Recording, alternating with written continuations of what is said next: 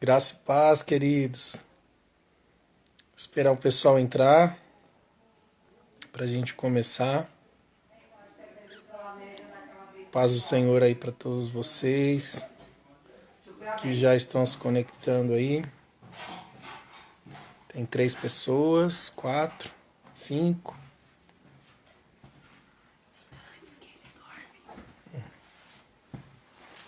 Ela pediu para esperar o pessoal entrar. Acabei de entrar. Diz que dorme. O Felipe. Meu bebezão.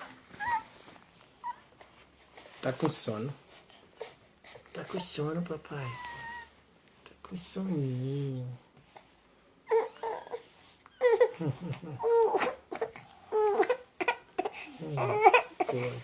Pode. Pode, pai. Tuti.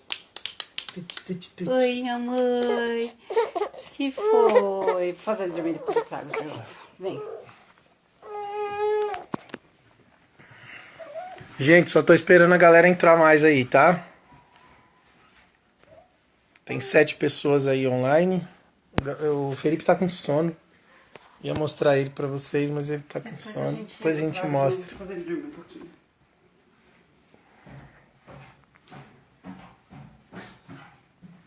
Pastor Sérgio vai me chamar também. Eu tô esperando aqui. Não sei se pode começar ou se o pastor Sérgio vai me chamar. Deus abençoe a vida de vocês aí. Para quem não me conhece, eu sou o pastor Fabiano, da Atalaias Church. Eu estou pela página Pescadores de Almas. Essa galera abençoada aí. Glória a Deus. Que acho que ele está enviando uma solicitação aqui. Deixa eu ver, que eu nunca fiz isso. Certo aqui.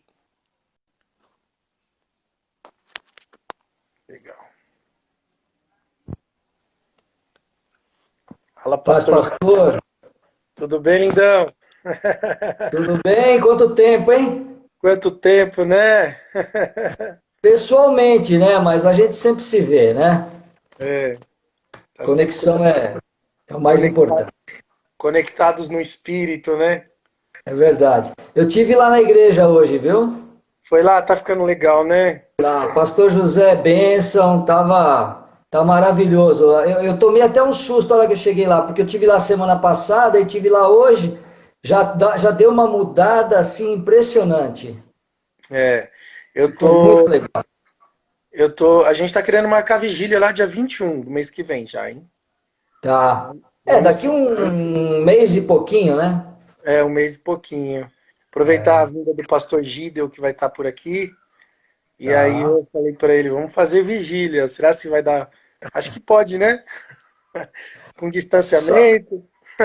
então, respeitando as normas aí que o pessoal pede, a maioria das igrejas já está retornando, né? Inclusive Sim, aqui em São Paulo, né? Então eu acredito que não há impedimento desde que você tome os cuidados necessários, né? legal. Deus sabe de todas as coisas, ficando pronto, ele já está preparando no tempo certo, Verdade. Glória a né? Deus. Vai ser Amém. uma bênção, em nome de Jesus. É É, eu quero dizer verdade. que é um prazer participar com vocês aí da live. Deus abençoe esse grupo Pescadores de Almas. E estou muito feliz também de poder receber vocês, a gente poder unir forças, né? Unir o ministério junto com vocês. A galera que não sabe, né? Pescadores de Almas vai caminhar com a gente ali no Vila Ré, na Atalaia, a nova Atalaias, né? E É vai ser muito verdade. bom, vai ser um tempo precioso para nós ali. Verdade. E isso aí é muito legal, é mais um motivo para gente estar animado com tudo isso, né, que está acontecendo. É um propósito, tenho certeza que tem propósito de Deus aí em nossas vidas, para a Verdade, gente estar junto, congregando junto e trabalhando para a obra junto, que é o nosso objetivo. O nosso objetivo, principalmente dos pescadores, pastor, é servir. É servir. É o que nós sabemos fazer. Então, eu acho que isso é o mais importante, né? E nós estamos muito animados e eu creio que vai ser bênção na vida de todos. Na vida de verdade. Glória a todos, né? Deus. Muito legal. Eu só queria já de imediato agradecer vou te chamar de você porque você é mais novo, então eu acho que eu sou mais velho, eu posso fazer isso com você. Mas, pastor, Fica à nós vontade. estamos agradecendo já de imediato que você aceitou o convite de trazer essa palavra para a gente. Eu sempre digo uma coisa aqui para eles, que eu acho que é mais importante o ensinamento do que o milagre. Verdade. Porque o milagre, quem viu, viu. Quem não viu, às vezes não acredita que o milagre aconteceu. De ouvir falar, às vezes a pessoa tem essa dificuldade. E o ensinamento que é adquirido através da palavra, através das ministrações, isso fica, isso entra em nossos corações e é o que nos encoraja a ter cada vez mais fé, a aprender a ter fé, aprender a acreditar na palavra, né? Então, quando nós fazemos essas séries de ensino, uma coisa que a gente sempre faz com os pescadores é ensino. A gente tem resultados assim maravilhosos, tá? Então, essa série que a gente está fazendo dos homens da Bíblia, ministrados por homens de Deus. Então, falando dos homens importantes, não todos, porque são muitos, seria difícil falar de todos, mas eu creio que isso aí é muito edificante e é um ensinamento que nós guardamos e repassamos. Então, eu acho que é uma coisa legal que a gente tem feito. Eu espero que o Verdade. senhor tenha o mesmo pensamento. Acredito que o senhor tem o mesmo pensamento. Você tem o mesmo pensamento que a gente, né? É, Então, eu acredito que a fé vem pelo ouvir a palavra e conhecereis a verdade vos libertará, né? Quando a gente olha as histórias nas escrituras, a gente percebe que muita gente que foi curada por Jesus não foi salva por Jesus, né? Então, o milagre tem o seu lugar, ele é importante. Eu creio em milagre, a gente ora por milagre, amém. mas a gente sabe que não é o milagre que salva, né? A cura ela pode acontecer na vida de uma pessoa e ela simplesmente não ser salva, né? E, infelizmente, a grande maioria hoje, quando eu falo assim, o sistema evangélico hoje se baseia muito em sinais, porque é o que atrai pessoas, né? E Sim. infelizmente isso tem formado um grupo, eu vou usar uma palavra pesada, mas um povo imbecilizado, né, com uma Hum. mentalidade muito pequena sobre o Evangelho. Gente que não tem interesse de ler Bíblia, de conhecer os personagens da Bíblia, de conhecer o propósito de Deus através das Escrituras. Querem simplesmente um Jesus que faz milagres, porque vivem em torno de suas necessidades, né? Então essa é a primeira coisa que a gente precisa desmistificar quando a gente fala de evangelho, quando a gente fala da palavra de Deus hoje. A gente tem que evangelizar o evangélico hoje, não tem jeito. A É grande verdade. maioria precisa acordar hoje para a verdade do evangelho. E uma das coisas que eu tenho batido forte para que os nossos irmãos entendam é que essa mentalidade consumista que a gente encontra no meio evangélico é uma mentalidade idólatra, porque idolatria é nada mais, nada menos do que a pessoa buscar os seus interesses, né? Idolatria não é culto à imagem de escultura, idolatria é um culto a si mesmo. E, inclusive, quando alguém adora uma imagem, na verdade não adora uma imagem, está adorando o próprio ventre. Sempre que alguém se prostra diante de uma imagem, ela se prostra fazendo um voto por si mesmo, né? Então é por isso que tem o santo casamenteiro, o santo das causas impossíveis. Para cada situação tem um santo específico. Logo, a idolatria não é sobre a imagem, a idolatria é sobre a pessoa que está ali diante da imagem buscando algo que tem a ver consigo mesmo. Então, resumindo, idolatria é a busca pelos seus interesses. A Bíblia diz: pediu e não recebeu, porque pediu mal. E aí o versículo seguinte diz: pediu para gastardes no próprio deleite, pediu para si mesmo.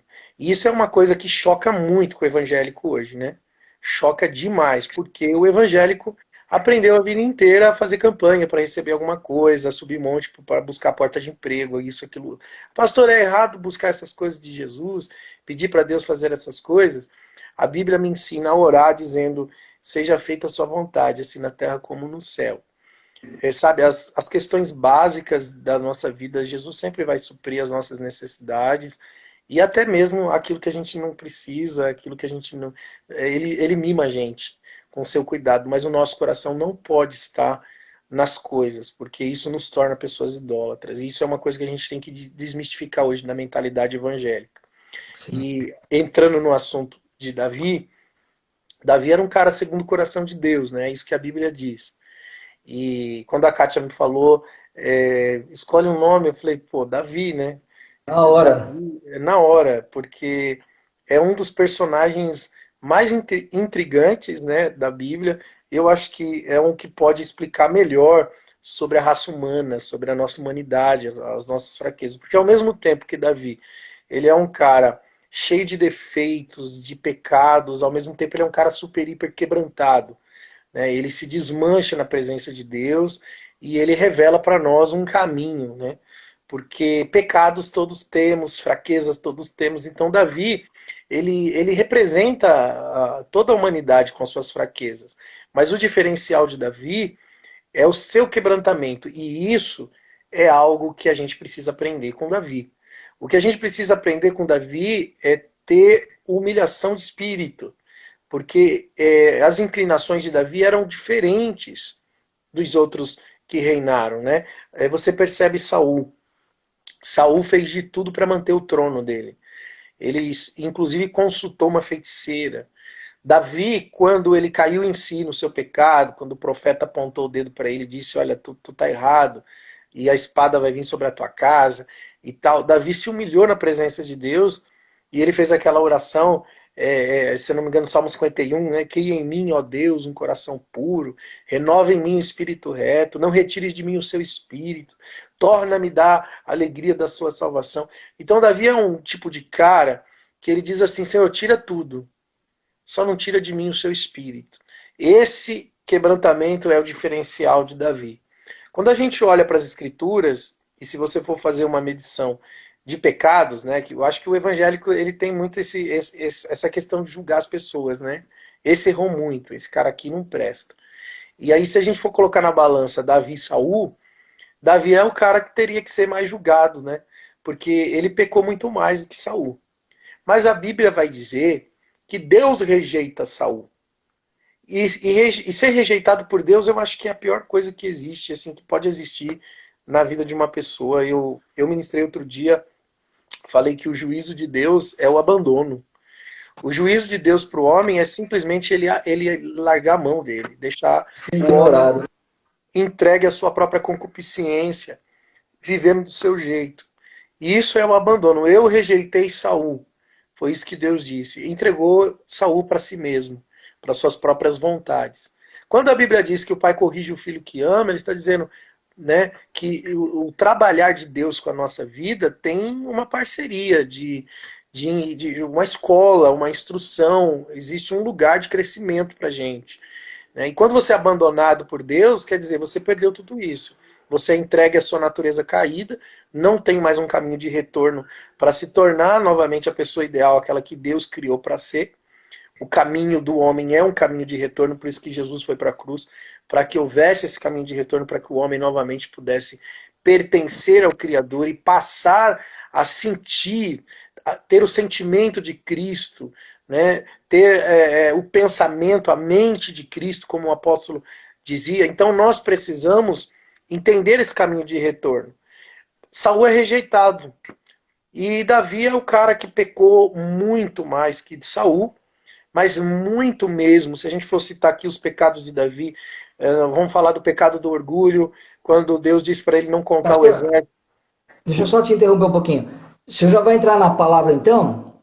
Eu vou te deixar à vontade aí. Eu vou te deixar à vontade para você ficar inteiro aí para o pessoal te ver. Se no final precisar me chamar, estou à disposição aqui, tá? Tamo junto. Se quiser ficar aí, já estou pregando. Eu estou assustando todo mundo aqui, pô. Você é bonitão, mas o velhinho aqui já foi, então deixa eu quietinho aqui. Eu só vou te falar, como a gente tem o tempo no Instagram, aquele tempo limitado de 1 hora, né? Sim. Se por acaso precisar continuar, é só reiniciar, tá? Que o Tá pessoal bom. já está acostumado com isso, não tem problema. Não se preocupe, fique à vontade e o que tiver que falar, estamos aqui para ouvir. Fechou, pastorzão. Tá Tamo junto. bom? Fica à Amém. vontade aí. Qualquer coisa me chama. Fechou, pastorzão. Tamo junto. Bom, gente, então é isso aí, né? Eu tô falando de Davi, que foi um cara que pecou muito mais do que Saul. E aí o pecado do orgulho, né? Eu tava falando, Davi contou o povo quando Deus disse para não contar, né? Ele cometeu o pecado do siso, né? Deus disse para não contar. Ele conta o povo por orgulho, porque ele queria dizer quantos soldados ele tinha na sua ordem.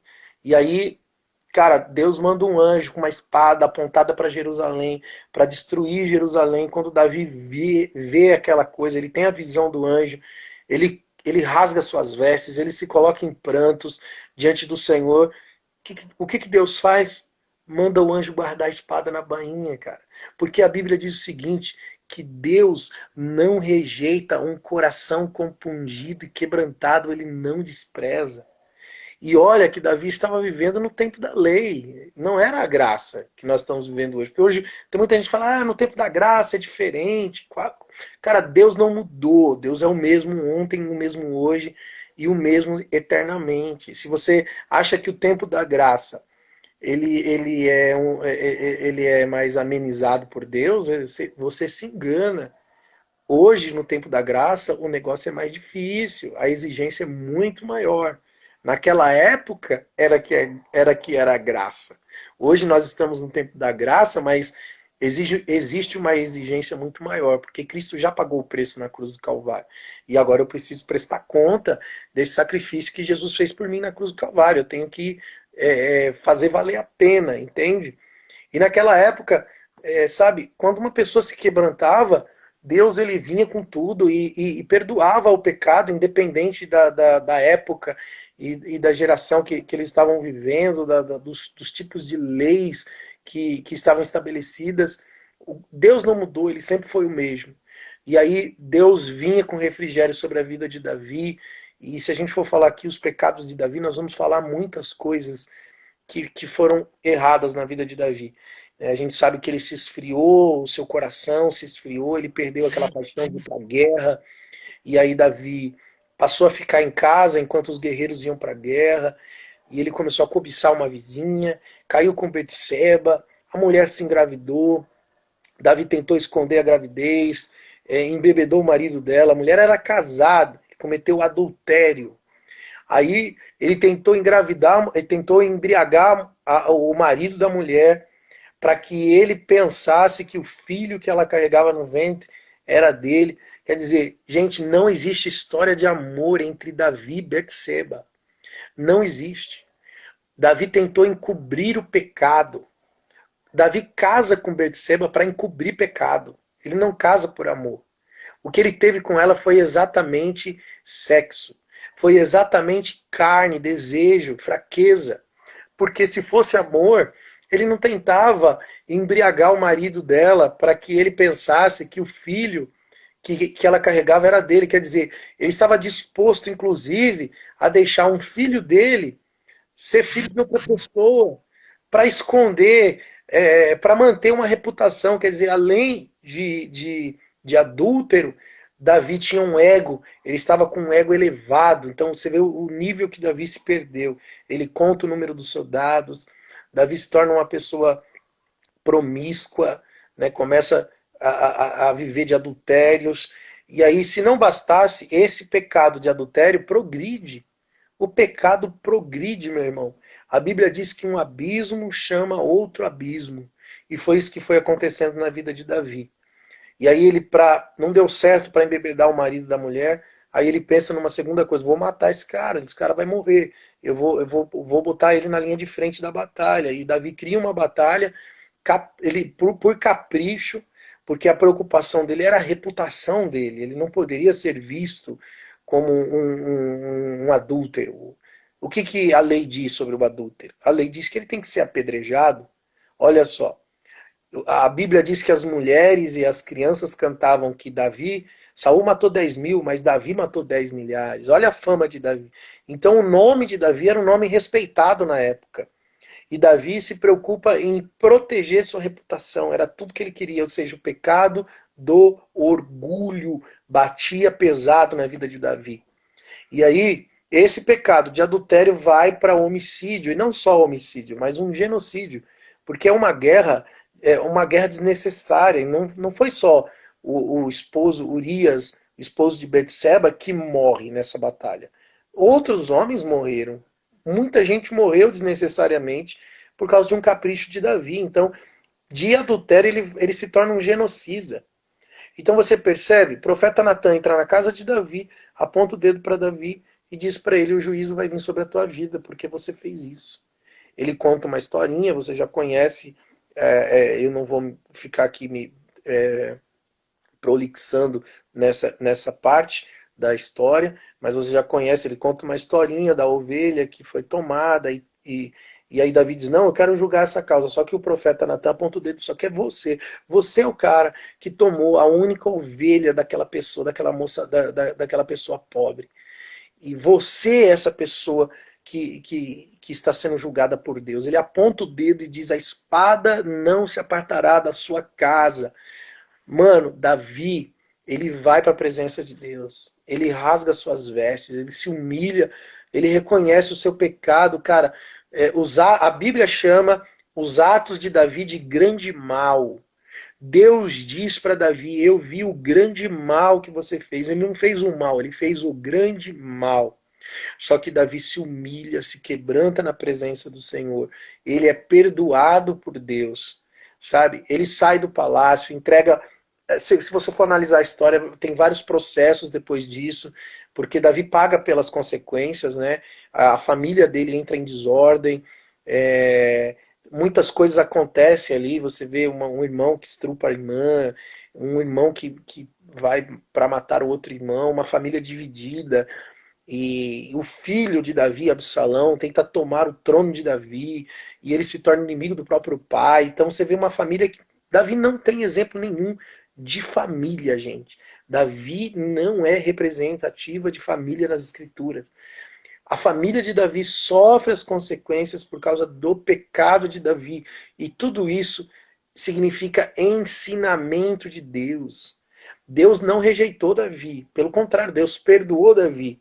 Só que a disciplina precisa vir sobre a vida de Davi para que a alma de Davi... Gente, tudo que Deus faz, ele está se concentrando na eternidade.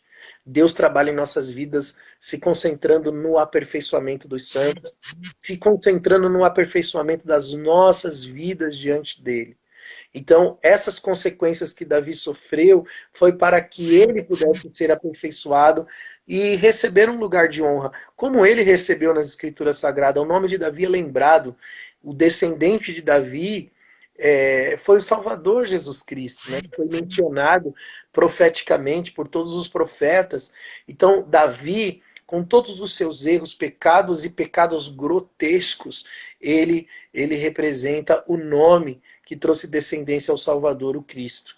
Nós vemos um lugar de honra, de poder e de honra na vida de Davi, mas nós percebemos que houve consequências e tratamentos na vida de Davi. O que eu aprendo com esse homem de Deus, Davi? Eu aprendo ter um coração compungido, alguém que se arrepende dos seus erros, que reconhece orgulho, que reconhece pecados, fraquezas sobre as suas vidas e se coloca diante do Senhor para ser tratado. O que eu aprendo com Davi? Eu aprendo que as consequências da vida, elas são uma escola para mim. Eu não posso reclamar das consequências. Tem muita gente que reclama do que está colhendo, mas não presta atenção no que plantou. Então a gente não pode reclamar do que está colhendo se você plantou isso que você está colhendo agora.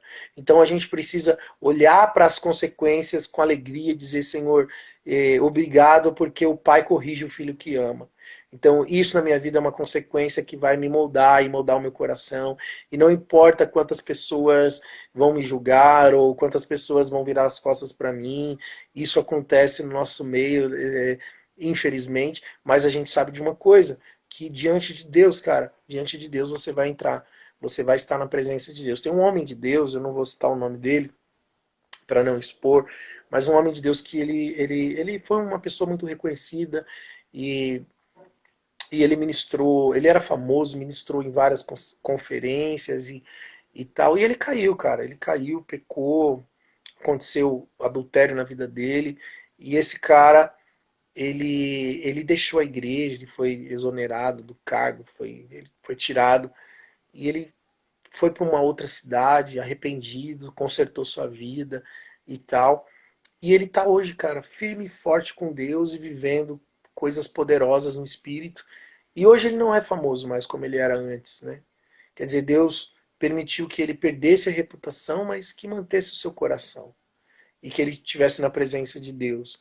Hoje eu acredito nisso, sabe? A gente se preocupa muito com salvação e tem muita gente que tem popularidade, mas não tem vida com Deus, não tem salvação. E se necessário for perder a popularidade para receber vida, para receber realmente a vida do Senhor, né, e se tornar uma pessoa idêntica, né, como Davi se tornou na presença do Pai, diante de todas as catástrofes que ele cometeu durante a sua trajetória, tudo isso é necessário. Então nós não podemos olhar para a circunstância e culpar. Por que Deus permite isso na minha vida? Não, eu tenho que olhar e falar, peraí, eu mereço tudo isso? Eu plantei para chegar aqui, para passar por tudo que eu estou passando agora? Será se eu não tenho erros na minha vida que cooperou para que tudo isso viesse assim? Será se não tem a ver com o meu coração que estava errado diante de Deus e eu precisei sofrer, né, como o irmão escreveu aí, perder para ganhar?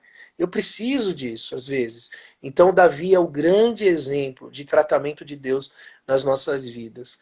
Eu acredito que o modelo da vida de Davi, né, tem uma mensagem, eu não sei se está no YouTube essa mensagem, mas tem uma mensagem que eu preguei que fala sobre família, né? Fala sobre família, modelo de arrependimento. Davi foi um modelo de arrependimento. Ele não era um modelo de erros, mas um modelo de arrependimento. Porque tem muita gente que pega Davi e diz assim, peraí, Davi errou, pastor, também posso. Davi cometeu adultério, então peraí, se eu cometer e me arrepender, Deus perdoa. Peraí, então quer dizer que a pessoa cometeu um erro aqui, ela não vai para o inferno? Como que funciona essas coisas, né? Como que dá para essas coisas? Outro dia eu ouvi um cara falando, pô, pastor, mas Mical teve 2 casamentos, a filha de Saul teve 2 casamentos, como que pode, né? Cara, a gente costuma julgar as pessoas, rotular as pessoas e as situações como, por exemplo, uma pessoa que se casou e teve o segundo casamento. Ah, peraí, ela tem 2 maridos. Não tem 2 maridos. Ela teve um marido e tem outro marido agora. Então ela tem compromisso com um.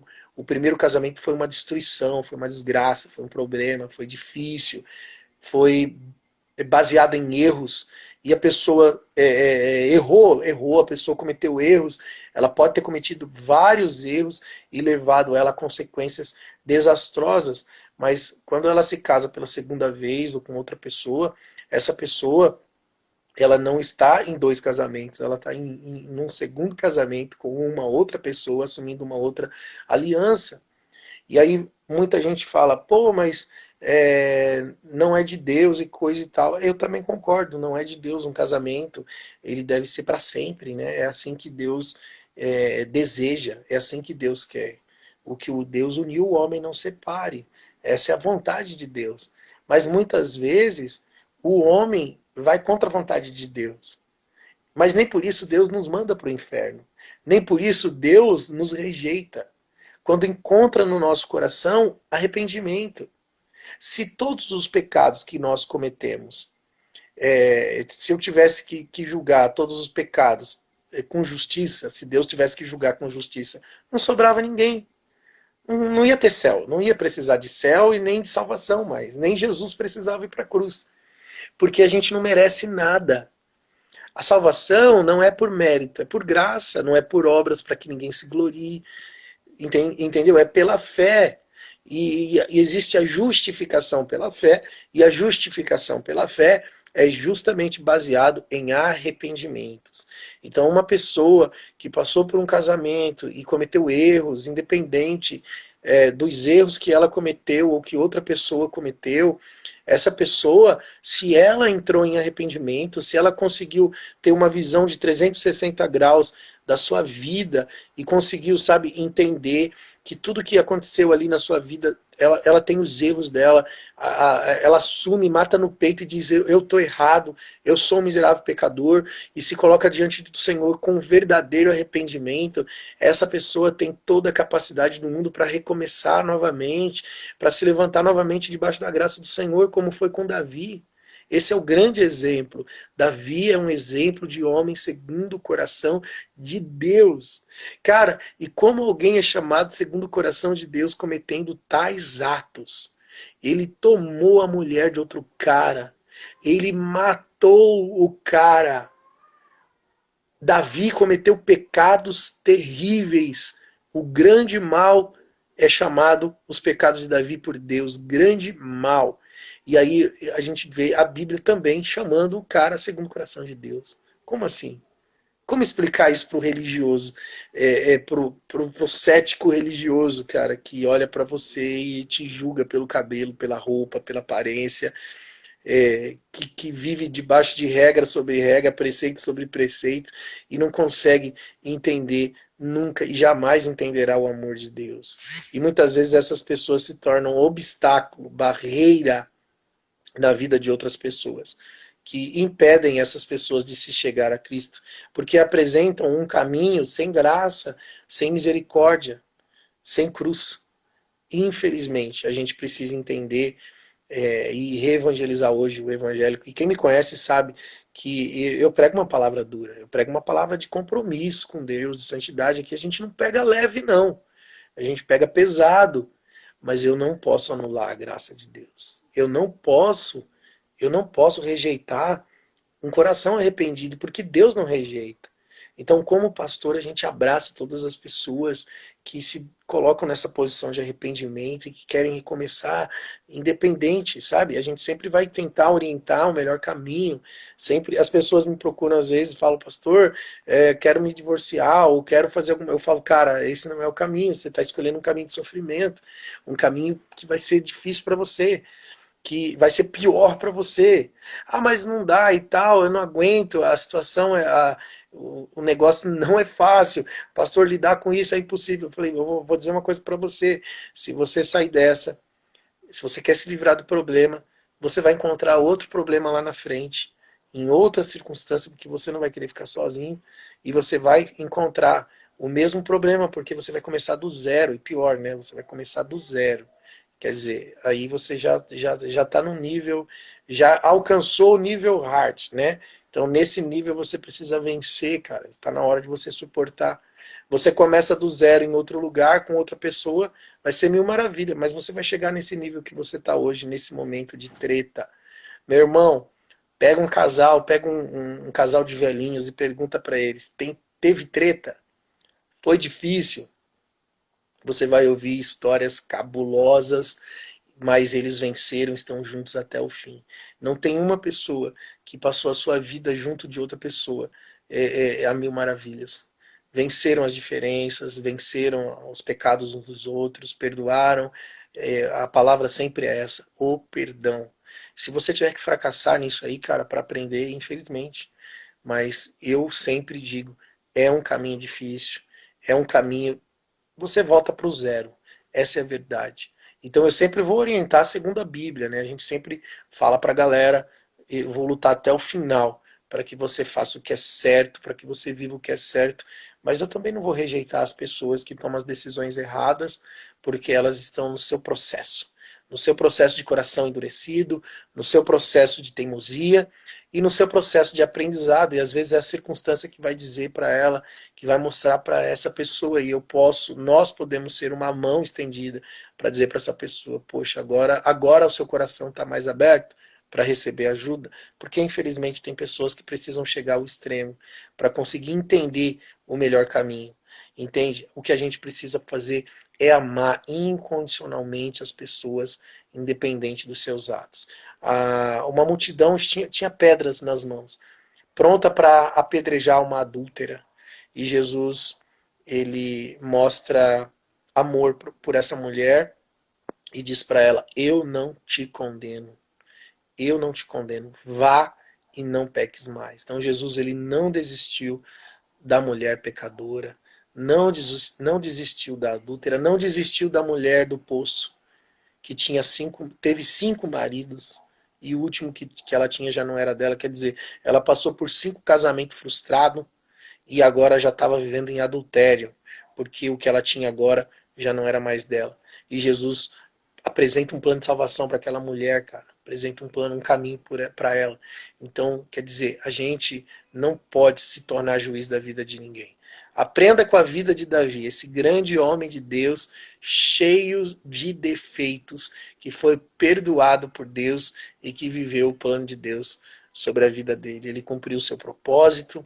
A Bíblia relata que quando Davi abandona o trono para Absalão, ele sai pela porta do fundo do palácio. Ele não quer guerrear contra o próprio filho. Ele sobe o Monte das Oliveiras com a cabeça coberta, com os pés descalços. Isso representa humilhação e sujeição. Pés descalços representa você se colocar como escravo. Os escravos andavam com os pés descalços, com a cabeça coberta, vergonha. Davi se coloca nessa posição, subia um monte com os pés descalços.